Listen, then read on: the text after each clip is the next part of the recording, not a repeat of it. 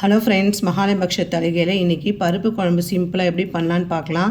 அதுக்கு ஒரு கடாயில் எண்ணெய் ஊற்றிட்டு கடுகு, உளுத்தம் பருப்பு, கொஞ்சமாக வெந்தயம், பெருங்காயம், திருமாறின்ட்டு அதுக்கப்புறமா குடமிளகா போட்டு வதக்கின்ட்டு புளி ஜலம், ஆற்றில் அரைச்ச குழம்பு மிளகா பொடி, காரத்துக்கு ஏற்ற மாதிரி உப்பு சேர்த்து பொடி வாசனை போகிற வரைக்கும் நம்ம கொதிக்க விடணும் ஃப்ரெண்ட்ஸ்.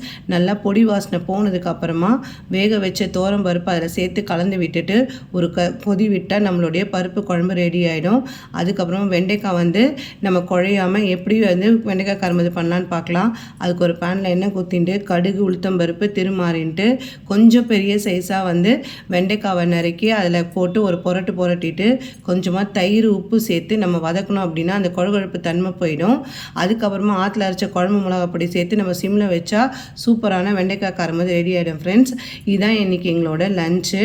அதுக்கப்புறமா நைட் டின்னருக்கு சிம்பிளான ஒரு வேர்க்கடலை சட்னி அரைச்சி அதை எப்படி பண்ணலான்னு பார்க்கலாம்.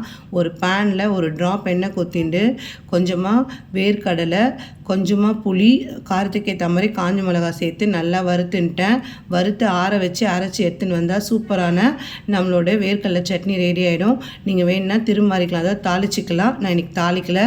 அதுக்கப்புறமா கோதுமை ரவை உப்புமா தான் ஃப்ரெண்ட்ஸ் ரெடி பண்ணுறேன். அதுக்கு ஒரு கடாயில் எண்ணெய் ஊற்றிட்டு கடுகு, உளுத்தம் பருப்பு, கடலைப்பருப்பு, பச்சை மிளகா, கருவேப்பிலை, திருமாறின்ட்டேன்.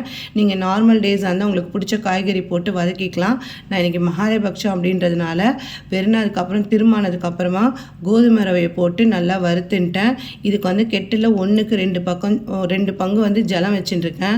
இன்னொரு பக்கம் நேற்று அரைச்ச தோசை மாவு கொஞ்சம் இருந்தது, அதில் தான் தோசை குத்தின்னு இருக்கேன். இந்த அளவு நேற்று நான் வீடியோவில் அப்லோட் பண்ணியிருக்கேன். இந்த தோசைக்கான அளவு டைம் கிடைக்கும் போது செக் பண்ணி பாருங்கள் ஃப்ரெண்ட்ஸ். ரொம்ப சூப்பராக இருக்கும் அந்த தோசை. இது பச்சரிசி தோசை. வேர்க்கடலை சட்னி அரைச்சிட்டேன். இன்னொரு பக்கம் கோதுமை ரவையில் ரவை நல்லா வறுபட்டுடுத்து இப்போ தண்ணி சேர்த்து உப்பு சேர்த்தா நம்மளுடைய சூப்பரான கோதுமை ரவை உப்புமா ரெடி ஆகிடும் ஃப்ரெண்ட்ஸ். பிடிச்சிருந்தால் லைக் பண்ணுங்கள், ஷேர் பண்ணுங்கள், நம்ம சேனலுக்கு சப்ஸ்கிரைப் பண்ணி சப்போர்ட் பண்ணுங்கள் ஃப்ரெண்ட்ஸ். தேங்க்ஸ் ஃபார் வாட்சிங்.